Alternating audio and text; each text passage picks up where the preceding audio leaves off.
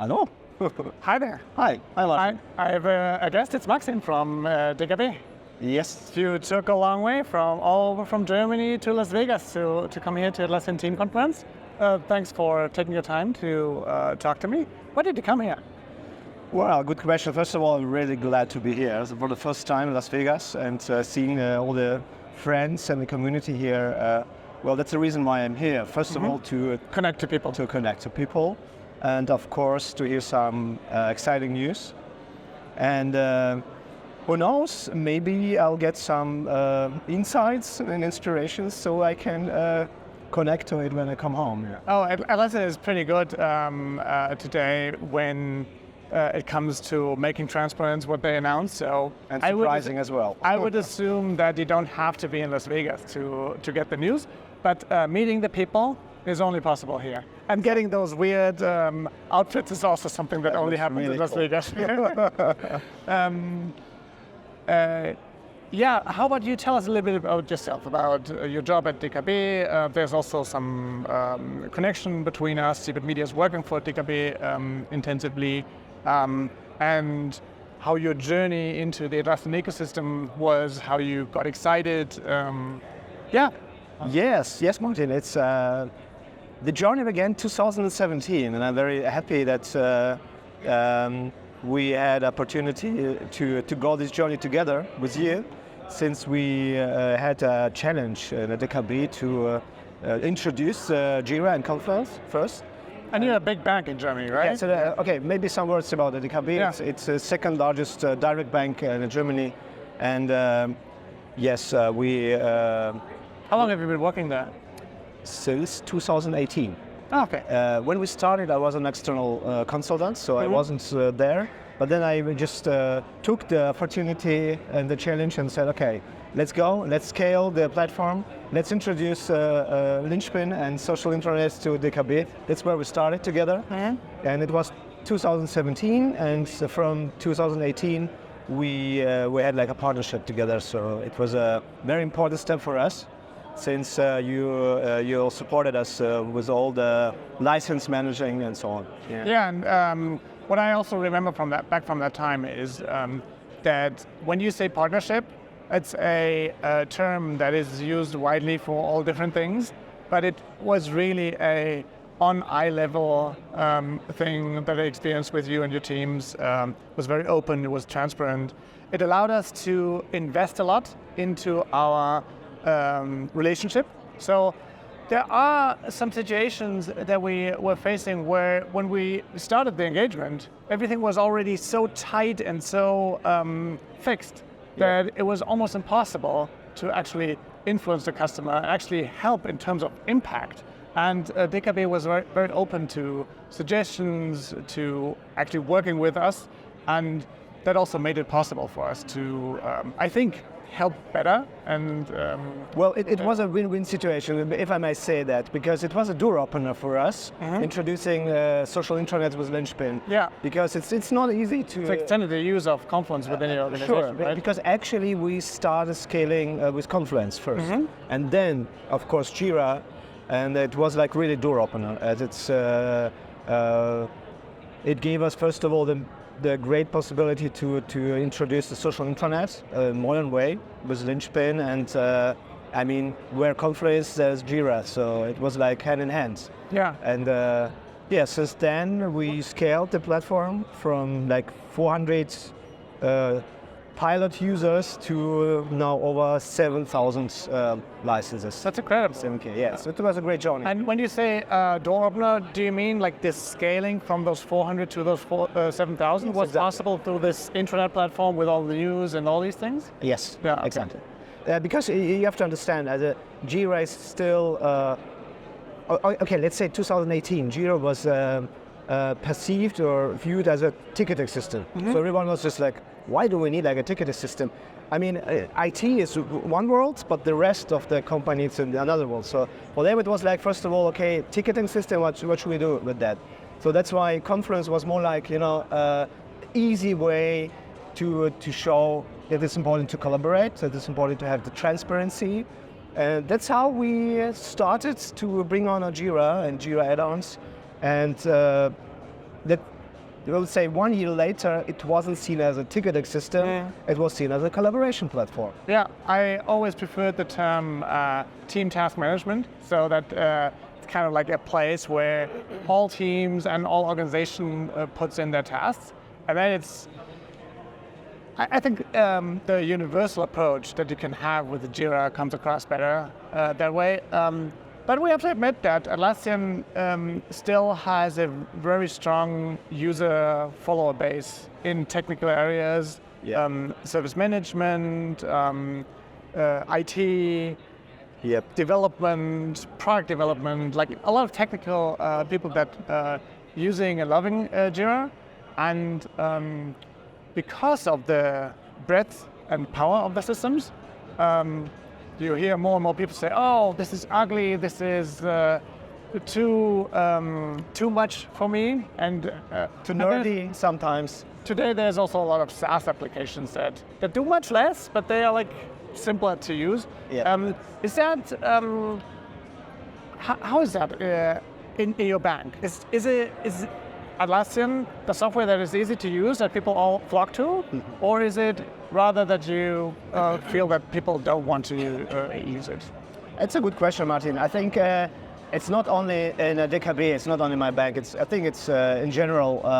Jira is still seen as a tool for more technical collaboration, and if you start introducing outside of IT, outside of DevOps services, and it's quite a challenge. First, the second is because of the how the tool is seen. The second challenge was, and that's what I really love using Jira. It's this, I call it Lego approach. You know, Lego approach. What I really love in Lego, that means you don't get a solution which is ready to go, ready to run. You don't get something which is like in Germany we call it Playmobil. It's a kind of, you know. Oh, they have it in America as well. Yeah. So you just get like a box with a lot of pieces of Lego, and you have to start to build something. And that's a huge difference to many other tools. And still it's one of the powerful things of Jira. So it was a mindset shift, because till then the people was expecting, okay, give us a solution, bring us a product. But we said, okay, now listen, let's check what do we need. Let's check the processes, let's see what best would suit you, and then we're gonna build it. Inspect and adapt, you know? And since I am also an agile coach, and not only Atlassian expert, for me it was also a door opener to start introducing this agile mindset. What does it mean, and how Jira can support us in bringing on this inspect and adapt idea. Yeah. Don't try to build a ready-to-go solution from scratch. Try, adapt, learn, move forward. And it was incredible development the last 2-3 years. That's why I think Jira made a huge impact also in thinking. Let's talk a little bit.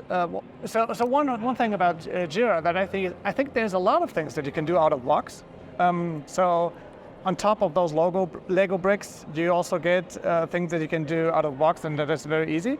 But the power is that on top of that, you can build all these customized things. Exactly. There's thousands of different apps for different use cases. Jira itself, as a core system, can do a lot of it. It tightly integrates with Confluence. Can you tell us a little bit more what you've done with Confluence and Linchpin as an intranet? What use cases did you do there? Like, do you use it for news? Do you use it for, do you use a microblog? Do you use events? What are you using there? All of that we are using. I mean, first of all, of course, it's an internal communication. So news, what's going on. Our department of internal communication is using it just to communicate the news. But of course, we have communities of praxis. We use events. Microblogs are also used since they overcome this limitation of you can have only one like microblog. You can only have one blog a space in Confluence. With microblocks, you can define many channels, just like in Teams. And it was it was very, very nice for us. Well, that's interesting to hear because we saw a lot of customers having more struggle with this fast-paced microblock instead of news. But it's cool to hear that with 7,000 people, you were able to get this. It's basically everyone can post anything, right? Right. And you can use different channels. And it was like, I mean, now I have to admit we have a huge shift towards Teams now. But before pandemic situation and before Teams, it was a real huge advantage because, as I said, in Confluence, if you'd like to use different block streams, you have to work with labels. And it was like a big challenge for users to work with different labels and filter the block with channels inside of microblock. It was easy going. Yeah, cool.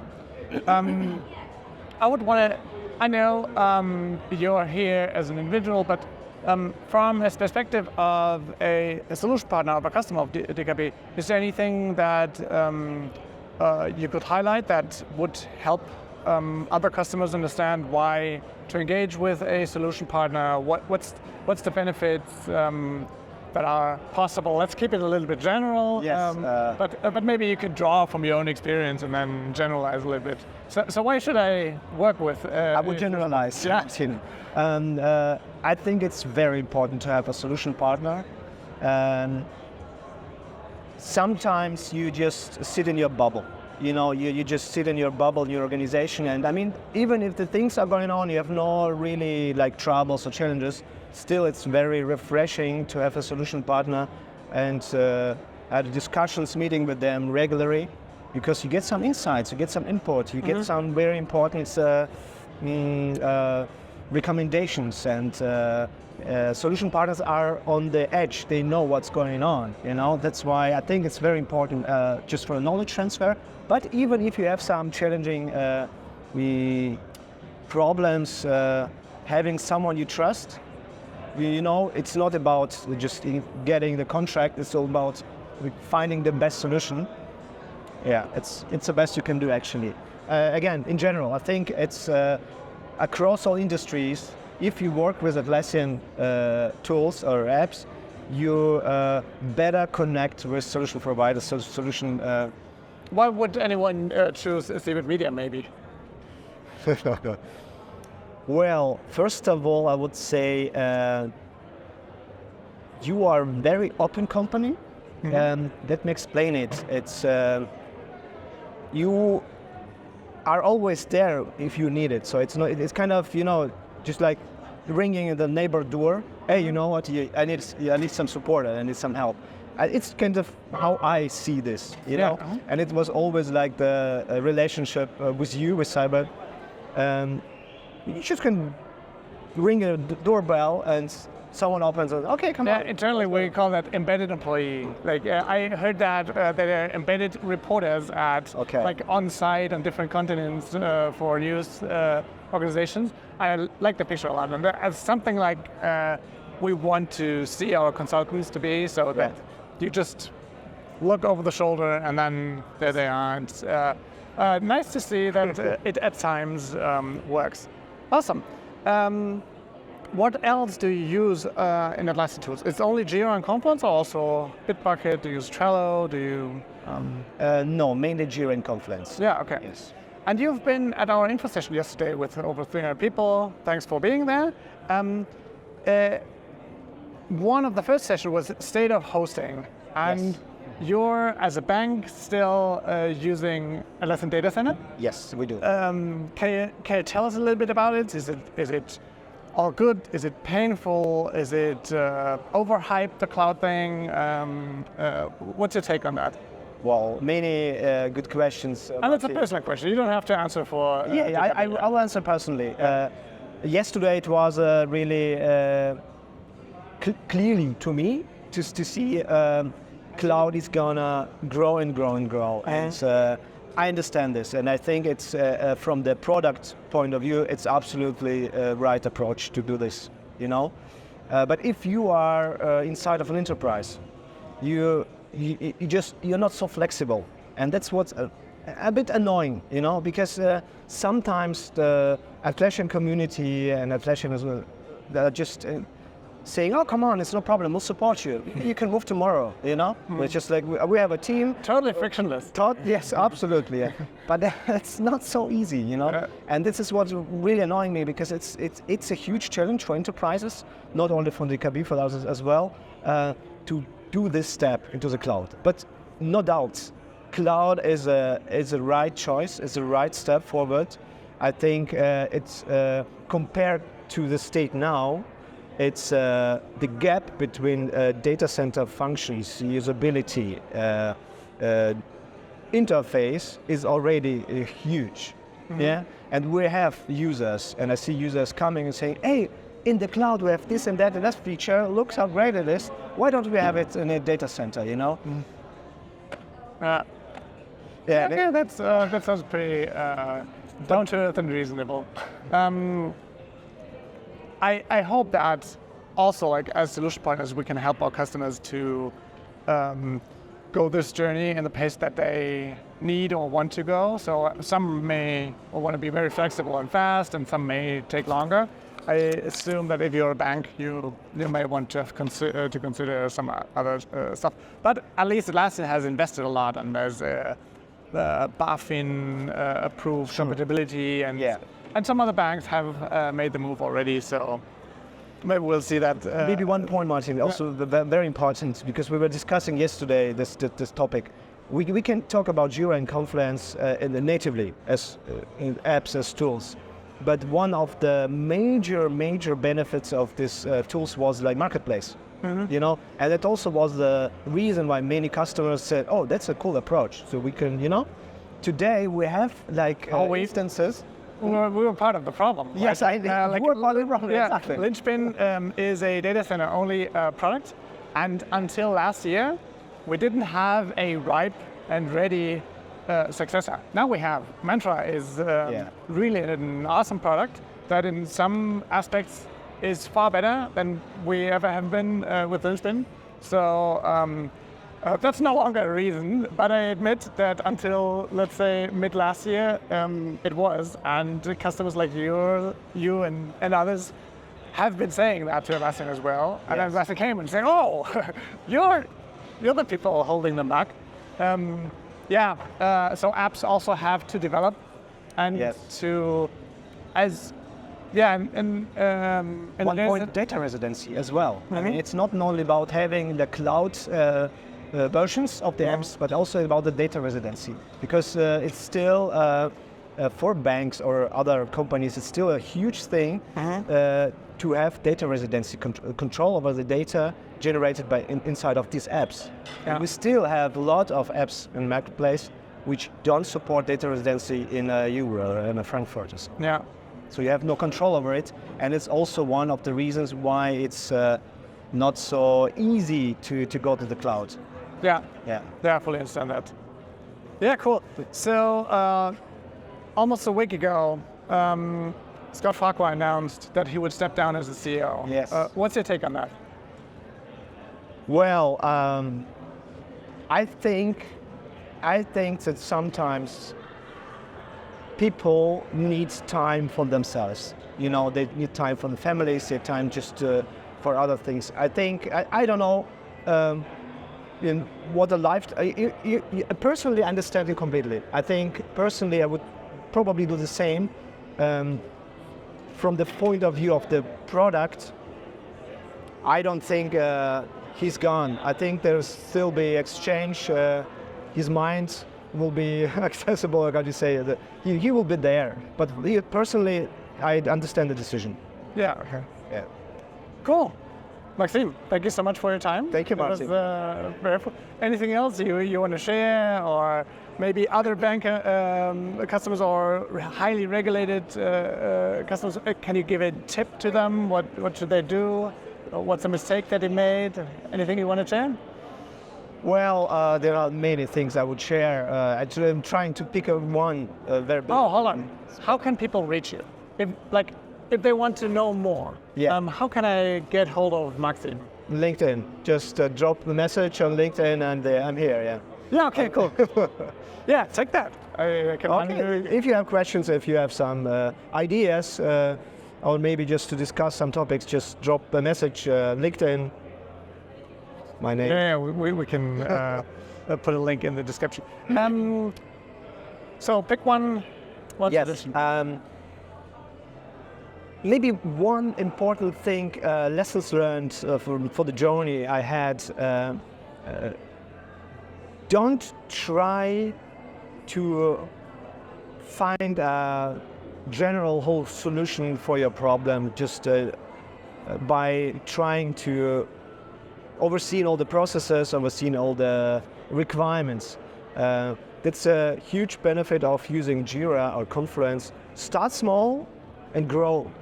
Use iterative approach, incremental approach, and just grow. Because sometimes you're just losing a lot of time trying to find this big solution for everything. It's a lesson learned I took, and if you go small steps, people will follow you. If you come with a great big solutions, people will have big. It's a challenge for them to change and to use it. By going small steps together with users or with employees, it's a much better approach, and that's what I would recommend. It's a lesson learned from. Awesome. Thank you so much. Thank you. Thank you much. Enjoy the show. Yeah, definitely. Cool.